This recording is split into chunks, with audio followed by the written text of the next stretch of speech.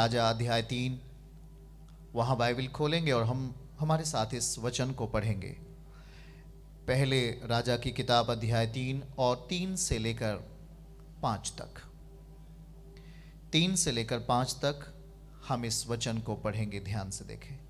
सुलेमान यहोवा से प्रेम रखता था और अपने पिता दाऊद की विधियों पे चलता तो रहा, परंतु वह ऊंचे स्थानों पर बलि चढ़ाया और धूप जलाया करता था।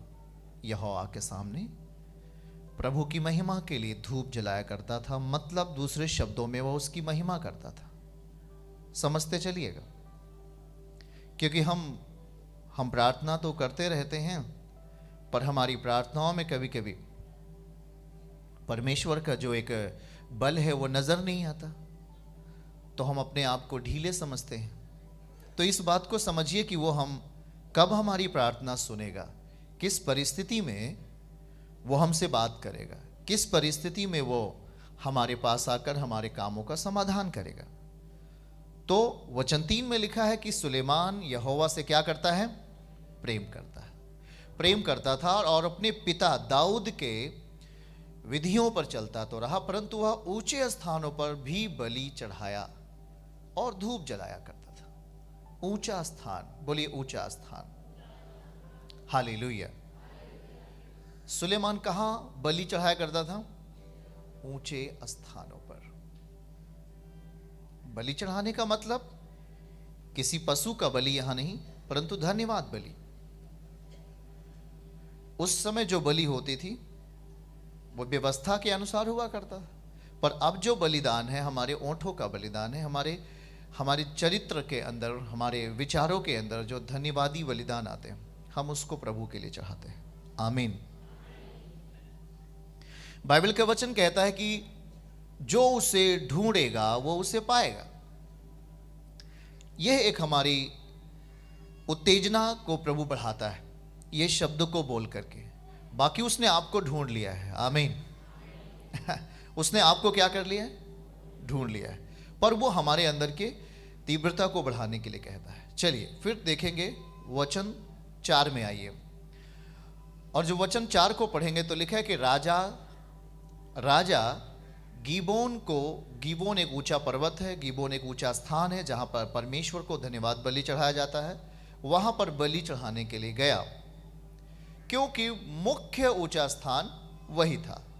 तब वहां की वेदी पर सुलेमान ने 1000 होम बलि चढ़ाए।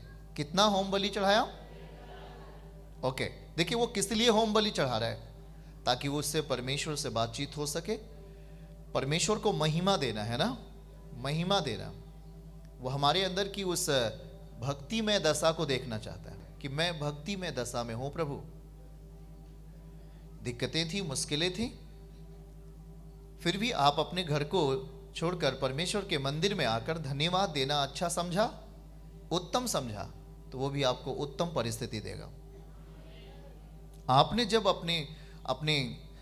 आपके सामने जो रुकावटें थी उसको ना ध्यान देते हुए आप प्रभु के मंदिर में आकर उसको धन्यवाद देने का जो निश्चय किया, इस कारण से प्रभु आपके लिए अगला प्लान करेंगे। देखिए वहां पर, चलिए सब जन। राजा मतलब सुलेमान राजा गिबोन को, जैसा एक स्थान होता है, जैसा कि एक स्थान है, प्रभु के द्वारा नियुक्त किया गया स्थान है, जहां पर हम परमेश्वर को धन्यवाद बलि चढ़ाने के लिए आते हैं, अपनी गवाहियों के साथ आते हैं, अपनी मनोरथों को पूरा करने के लिए आते हैं, अपने मनों में शांति के लिए आते हैं, अपने जीवन काल में प्रभु के आत्मा का चलन देखने के लिए आते हैं, उसकी सामर्थ्य को अपने जीवन में देखने के लिए और अनुभव करने के लिए आते हैं। सही है? वैसे राजा कहाँ जा रहा है? गिबोन में। कहाँ जा रहा है बोल के बताइए? गिबोन जगह है जहां पर परमेश्वर को धन्यवाद बलि चढ़ाया जाता है, वो एक स्थान है। तो वो वहां पे वो जाता है, और लिखा है कि वो स्थान ऊंचा था और वहीं पर एक वेदी थी, और वेदी पर सुलेमान ने 1000 होम बलि करके क्या किया? चढ़ाया। हालेलुया। वचन 5 आइए। गिबोन में यहोवा ने, देखिए वहीं पर जहां पर वो बलि चढ़ाया, प्रभु को धन्यवाद दिया, उसी स्थान पर रात के समय सुलेमान को परमेश्वर ने दर्शन देकर कहा, जो कुछ तू चाहे मैं तुझे दूं, वह मांग। आमीन। वह मांग। हालेलुया। देखिए प्रभु, बाइबल कहती है प्रभु हमारे धन को नहीं चाहता, प्रभु हमारे सोने चांदी को नहीं चाहता, पर वो हमारे अंदर की तीव्रता को चाहता है। हम कितने उत्साहित हैं। घर बनाने के लिए हम उत्साहित होते हैं, शादी विवाह कार्यक्रम में हम उत्साहित होते हैं कि वो अच्छा से हो जाए और जल्दी हो जाए और बढ़िया हो जाए, सही है कि नहीं? हम अच्छे काम के लिए उत्साहित होते हैं, ये भी एक बेस्ट काम है। हम जब परमेश्वर के समीप आते हैं तो हम अपने अंदर एक उत्साह को लेके रखते हैं, एक ऐसा उत्साह जो कि हमें प्रभु को अपने हमारे निकट लेके आता है, प्रभु हमारे निकट आ जाता है। यह एक भक्तिमय दशा होती है, और इस भक्तिमय दशा को पूरा करने के लिए सुलेमान ने 1000 होम बलि चढ़ाया। कितना होम बलि चढ़ाया? अतः होम बलि वो नहीं चाहता, परंतु क्यों ऐसा वो कर रहा है? क्योंकि इससे यह दर्शाता है, इससे यह प्रकट होता है कि सुलेमान यहोवा से प्रेम करता है। वो पहली आयत में लिखा, देखिए पढ़िए उसको क्या लिखा, पहला आयत 3 में तो लिखा है कि यहोवा, सुलेमान यहोवा से प्रेम करता है। अगर पहली तीसरा वचन को अगर हम देखें वहां पर, अगर आप देख रहे हैं सही से, क्या लिखा हुआ है पढ़ के बताइए। सुलेमान राजा यहोवा से क्या रखता है? तो प्रेम रखता है। तो प्रेम कहा जाता है ना, तो प्रेम केवल जुबान से ही नहीं, बाइबल कहती है प्रेम केवल जुबान से नहीं, प्रेम कर्मों से प्रकट होता है, प्रेम कर्मों से भी किया जाता है। हम केवल जुबान से कह दें कि हम परमेश्वर से प्रेम करते हैं, पर हम उसके सामने जब जाएं तो ना उम्मीदी की दशा में जाएं। हम जब उसके सामने जाएं तो एक आशाहीन की दशा में जाएं, तो वो भक्ति या वो भक्ति में दशा नहीं कहलाएगी, वहाँ एक टूटा हुआ समय रहेगा आपके लिए। पर जब आप यहाँ पर सुलेमान कहता है कि सुलेमान यहोवा से प्रेम रखता है, क्योंकि दाऊद भी इसका पिता परमेश्वर से प्रेम रखता था, और उसने जितने भी युद्ध किए सारे युद्ध में दाऊद को परमेश्वर ने जय दिलाया, एक युद्ध भी नहीं हारा। और यहाँ पर भी अगर हम देखें तो सुलेमान भी उसी विधि पर, किस विधि के अनुसार? दाऊद के विधि के अनुसार, मतलब पिता के नक्शे कदम पर ही परमेश्वर से प्रेम करता है। और इसलिए वहां पर लिखा है कि सुलेमान यहोवा से प्रेम रखता है, और इसलिए उसको 1000 होम बलि करके उस गिबोन के ऊंचे स्थान पर, परमेश्वर के स्थान पर प्रभु को चढ़ाया। जब गिबोन पर उसने होम बलि करके चढ़ाया तो उसी जगह पर परमेश्वर ने सुलेमान को दर्शन दिया। जरा मायने की बात देखिएगा, जब होम बलि चढ़ाया तब परमेश्वर ने उसको दर्शन दिया। किस बात का दर्शन दिया? और वो कहा कि हे सुलेमान, जो तुझे चाहिए वो मुझसे मांग ले। आप आकर के यह साबित कर रहे हैं कि हम परमेश्वर से प्रेम करते हैं। सुनना, आप आए हैं तो इसका मतलब यह है कि आप उस खुदावन से, आप उस जीसस से प्रेम करते हैं, और अपेक्षा जो भी आप रखते हैं अपने मन के अंदर, हमें ये चाहिए प्रभु, हमारे लिए ये चाहिए प्रभु, हमारे लिए ये चाहिए प्रभु, जो भी आपके मन में मनोरथें होती हैं, वो कहेगा आपसे कि अब तुम मुझसे मांग ले, मैं तेरी मनोरथों को पूरा करूंगा। आमीन, हालेलुया। पर इन सब चीजों से पहले सुलेमान ने क्या किया? परमेश्वर से प्रेम किया। प्रेम करने के बाद उसने 1000 होम बलि करके चढ़ाया, प्रभु को धन्यवाद दिया। आज हमारे ओंठ धन्यवाद बलि ओंठ बनते हैं। हम धन्यवाद के साथ उसके सामने आते हैं, हम नम्रता के साथ, दीनता के साथ उसके सामने आते हैं, हम प्रभु को धन्यवाद देते हैं। हम रुकते नहीं हैं, जब हमें धन्यवाद देने का समय आता है तो हम धन्यवाद देते हैं उसकी उपस्थिति में आकर। बाकी हम अपने घर पे हर दिन धन्यवाद देते हैं। जब हम धन्यवाद के कारण बनते हैं, जब हम धन्यवादी बन जाते हैं, तो वो हमारी ओर देखता है, वो हमारे जीवन की परिस्थितियों की ओर देखता है। इसलिए याद रखना, हमें यहां पर लिखा सीधा सीधा कि जब सुलेमान ने 1000 होम बलि करके चढ़ाया, तब उसी समय रात के समय स्वप्न के द्वारा, स्वप्न बहुत महत्वपूर्ण है हर एक मसीहत के लिए। अगर आप एक मसीही हैं, अगर आप एक विश्वास करने वाले भाई और बहन हैं, तो आपके लिए स्वप्न बड़ा मायने की बात है। यह आप हमेशा याद रखिए। यदि आप प्रभु के दास दासी हैं तो आपके जीवन में आने वाला स्वप्न खास मायने रखता है।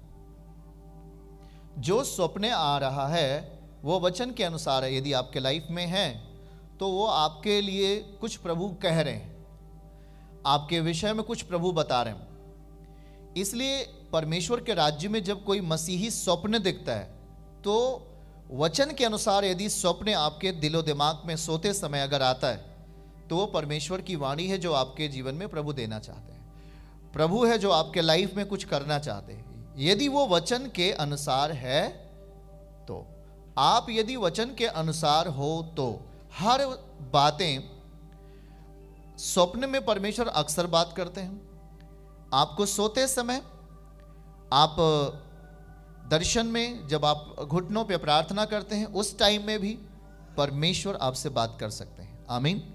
और जब आप उसके मंदिर में होते हैं तब भी वो आपसे बात करता है। आमीन। तो ठीक है, हम आगे बढ़ते हैं। और इस तरह से सुलेमान ने जो इच्छा की कि हे प्रभु मैं आपसे प्रेम करता हूं, और उस प्रेम करने का जो एक क्रिया है उसने ये किया कि परमेश्वर के लिए एक होम बलि करके चढ़ाया।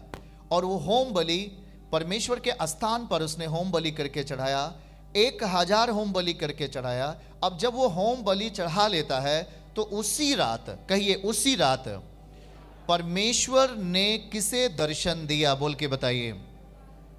सुलेमान को किस लिए दर्शन दिया? बता के जरा बताइए, आप किस लिए दर्शन दिया? क्योंकि सुलेमान ने दर्शन पाने के पहले 2 चीज किया। पहला, यहोवा से प्रेम किया। आपका प्रेम तो परमेश्वर से होना चाहिए। दूसरा, प्रेम के साथ साथ उसने कर्म भी किया, मतलब परमेश्वर के लिए होम बलि करके चढ़ाया, धन्यवाद बलि करके चढ़ाया, महिमा, प्रभु को महिमा दिया। हम परमेश्वर को प्रेम कर सकते हैं घर पर ही, कोई दिक्कत नहीं। हम घर पे बैठे ही उससे प्रेम करते हैं, हम उसकी बातों को मानते हैं। पर बलि करने की जगह होती है अलग से, जहां पे हम धन्यवाद बलि चढ़ाते हैं। वो एक स्थान है जहां पर आप बैठे हो, ये एक धन्यवाद बलि चढ़ाने का जगह है। और जब हम इस जगह पे धन्यवाद बलि चढ़ाते हैं तो वही समय होता है जब प्रभु आपसे बात करता है, आपके बेटे बेटियों को सुरक्षित करता है और उन्हें बुद्धिमान करके एक अच्छा स्थान देता है। आमीन। ये एक धन्यवाद बलि है, हम उसको धन्यवाद बलि देते हैं। इसीलिए हमें जरूरत होती है एक परमेश्वर के मंदिर की, जहां पर हम प्रभु के सामने जा सकें, घुटना टेक सकें और उसको धन्यवाद बलि दे सकें। आमीन। तो आज सुलेमान को किस तरीके का दर्शन मिल रहा है, प्रभु किस तरीके का दर्शन उसके सामने देते हैं, और जब वो प्रभु प्रकट होते हैं तो उससे क्या बात करते हैं, जरा हम वहां देखेंगे। और फिर सुलेमान ने कहा, तू अपने दास मेरे पिता दाऊद पर बड़ी करुणा करता रहा, क्योंकि वह अपने को तेरे सम्मुख जानकर तेरी सच्चाई, धर्म और मन की सिधाई से चलता रहा। तूने यहाँ तक उस पर करुणा की थी कि उसे उसकी गद्दी पर विराजने वाला एक पुत्र दिया है, जैसा कि आज वर्तमान है। ये बात कर रहा था। वचन 7 में पढ़िए। अब हे मेरे परमेश्वर यहोवा, तूने अपने दास को मेरे पिता दाऊद के स्थान पर राजा किया, परंतु मैं छोटा लड़का सा हूँ जो भीतर बाहर आना नहीं जानता। वचन 8 में पढ़िए।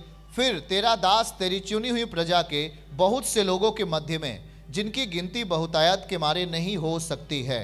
वचन 9, तू अपने दास को अपनी प्रजा का न्याय करने के लिए समझने की शक्ति दे। वाह, कौन सी शक्ति भैया? समझने की शक्ति दे, कि मैं भले बुरे को परख सकूं, क्योंकि कौन ऐसा है कि तेरी इतनी बड़ी प्रजा का न्याय कर सके। ओके, वचन 10 में आइए तो लिखा है, इस बात से प्रभु प्रसन्न हुआ और सुलेमान ने ऐसा वरदान मांगा है। हालेलुया। याद रखना, उसने समझने की शक्ति मांगी, बुद्धि मांगी, प्रभु से बुद्धि मांगा। वो धन मांग सकता था, शत्रुओं का नाश मांग सकता था। आगे लिखा है, तूने शत्रुओं का नाश नहीं मांगा, तू धन नहीं मांगा, तूने समझने की शक्ति मांगा। परमेश्वर ने उसे समझने और बूझने की शक्ति दी। बाइबल कहती है उस समय में कोई भी इतना बुद्धिमान नहीं था जितना सुलेमान था। उस टाइम में कोई भी इतना शक्तिशाली नहीं था धन में और ना ही तो बुद्धि में जितना सुलेमान था, क्योंकि उसने परमेश्वर से बुद्धि मांगा था। पर परमेश्वर ने उसे बुद्धि भी दिया और कहा, तूने धन नहीं मांगा, इसलिए अब तुझे मैं धन भी देता हूं। आमीन। याद रखो, जहां बुद्धि वास करती है वहां धन भी वास करता है। याद रखना इस बात को। अगर परमेश्वर की बुद्धि आप में आ गई, उसकी समझ आप में आ गई, तो आप में कंगाली खत्म होगी, आप में दरिद्रगी खत्म हो जाती है। क्योंकि याद रखो कि जब परमेश्वर की बुद्धि वहां जाती है तो प्रभु से वो बुद्धि मांगता है तो प्रभु बुद्धि के साथ साथ समृद्धि भी देता है, यीशु मसीह के नाम में। आमीन।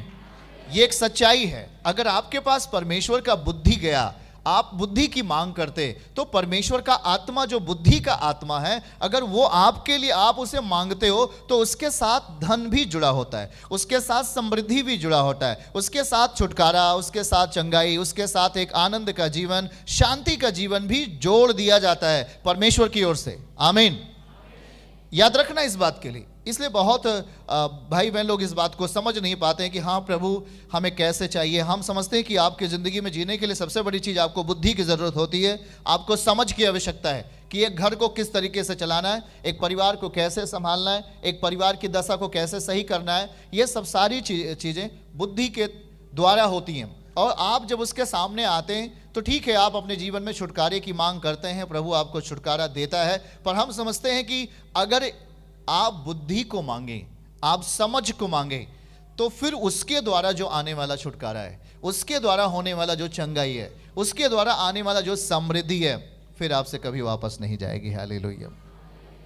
चर्च की सभी प्रार्थनाओं को और परमेश्वर के दास के द्वारा टीचिंग सुनने के लिए और अपडेट्स को जानने के लिए हमारे इस चैनल को सब्सक्राइब करें और साथ में बेल आइकन को दबाएं, ताकि जब भी लाइव प्रार्थना हो तो सबसे पहले आप देख सकें।